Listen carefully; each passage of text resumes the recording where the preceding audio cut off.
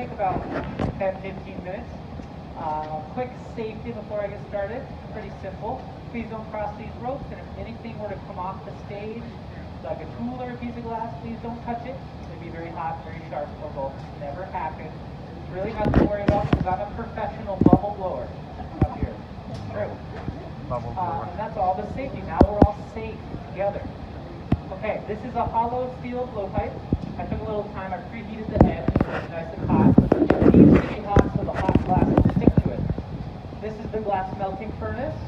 This furnace holds 150 pounds of clear molten glass, and it's sitting in there at 2,175 degrees Fahrenheit, 1190 Celsius. So the clear glass is glowing orange. It's also liquid, you know, it's very liquid. If I stop turning, it'll drip and fall right off the pipe. I'll do my best to keep this under control. I won't drop it, I promise. The next step is I want to get a bubble into this glass before it starts to cool off too much. This is a steel top table. I'm going to roll across the table, even up the material. I want it to be nice and even so I end up with a nice even bubble. So I'm going to put a little puff of air in the mouthpiece. I'll quickly trap the air with my finger and then keep your eyes on the glass because it happens pretty quick. I don't want you to miss it.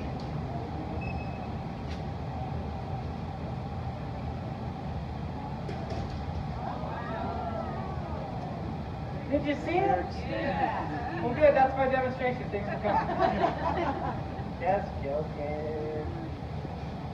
Pretty cool though. That happens really fast. You have to do it while the glass is still hot enough to do it. If I were to wait too long, that bubble just wouldn't happen. The glass would get too cold for that to happen.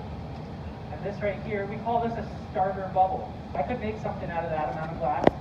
Something small, it'd probably be something about the size of one of these jars down here. I'll make something a little bit bigger.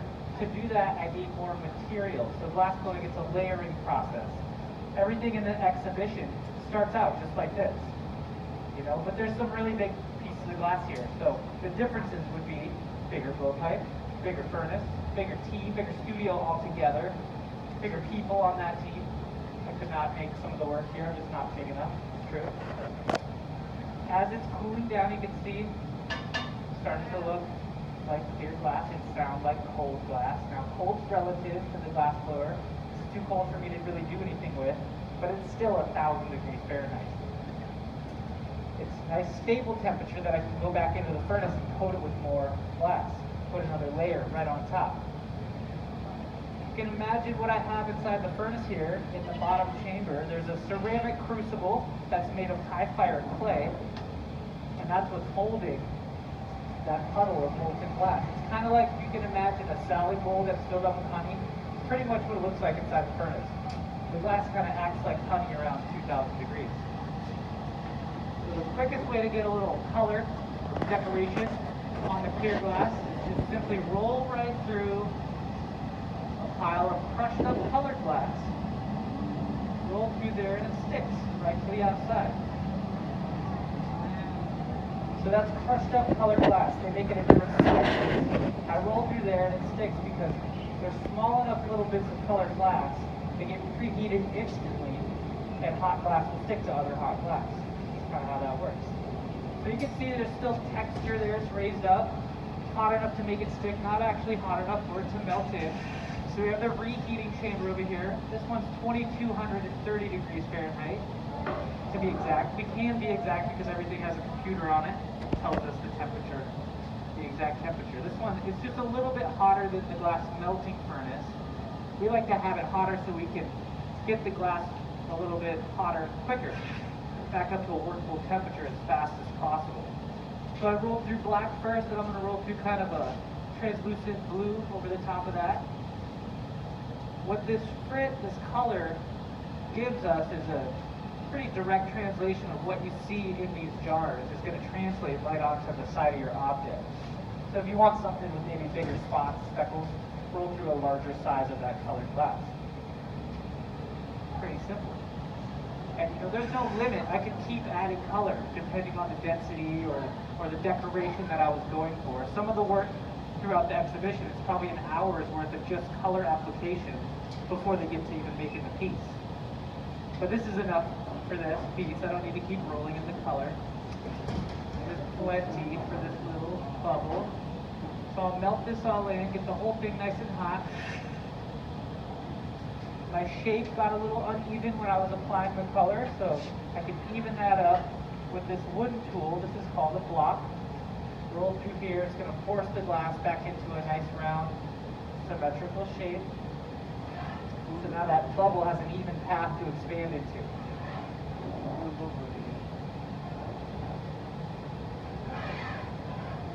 Blow in there, expand. Show you guys my spinning skills. Stretch the glass in a really efficient way. Use centrifugal force. And now I'm rolling across the table just on the tip. I'm cooling it off right there.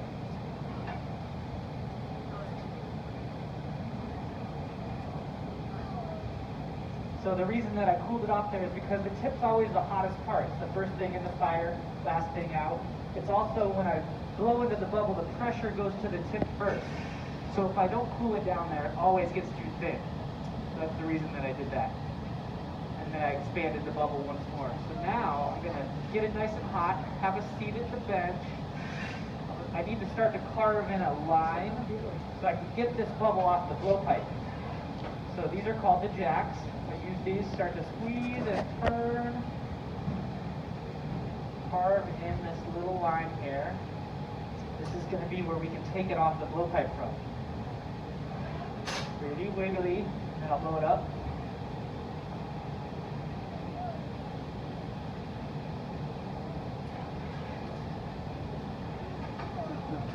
And then back on that line a little bit. You can see how important turning is. And now I'll use this fancy pad, push on the front over that line that I created. This is called the Seattle Times newspaper. That's all it is.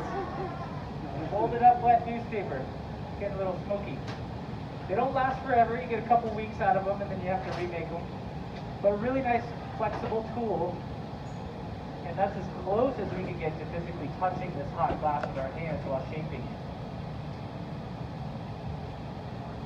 Some fire. This is just a wood paddle. Just checking it out, making sure it's going to rest on the table, sit nice and flat down there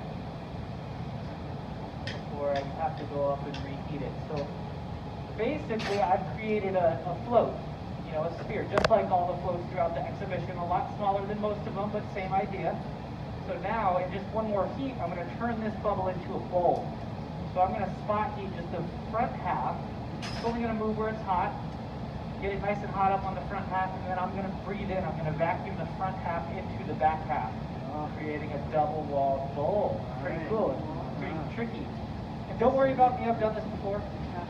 You can, in fact, breathe in while blowing glass. I won't feel a thing. So when the glass is really hot, it moves pretty easily. So if you're blowing into a bubble that's really hot, it's a very soft pressure, and it expands very quickly.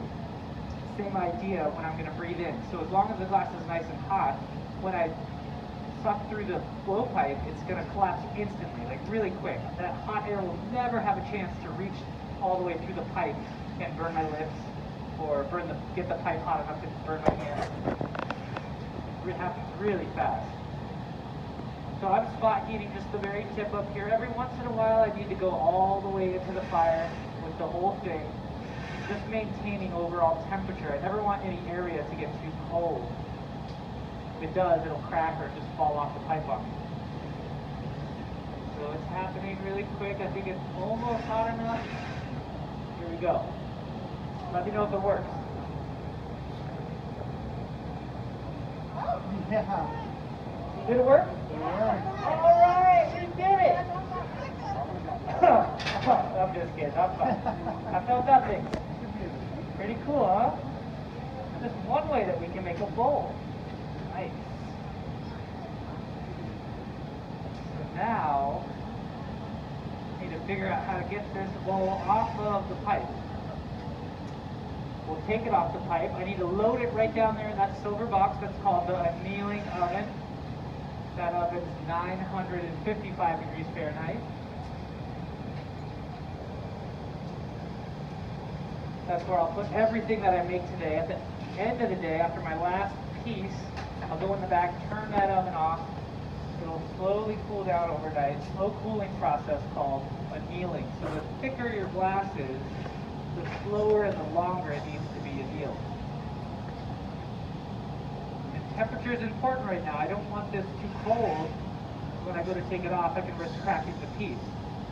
And I don't want it too hot because when I take it off, it might start to move, and we don't want it to move and change shape. We like the shape. So I have a pizza peel. This is what I'll use to load it. Put it right there. See, now to get this off of the pipe, I'll take these tweezers. I'm going to put some water on them. I'm going to put the water on this line down here, create a weak point. That puts tiny little cracks in the glass right there. So now when I tap the steel, the vibrations will go through the metal into the glass, breaking it at that weak point that I just created. And it doesn't need much to come off. Just like that. It worked! We did it! Okay. Yeah, that's good. Love it. So it might be sharp right there. So I'm going to hot torch it. Just smooth away anything that's too sharp. Just make sure that it's nice and safe for anybody to handle in the future. And now I have a beautiful bowl ready for candy tomorrow morning. We'll see you tomorrow. Just like a pizza, I'll just slide it on in. Good night, you. See you tomorrow. That's it, folks. Oh, thank you.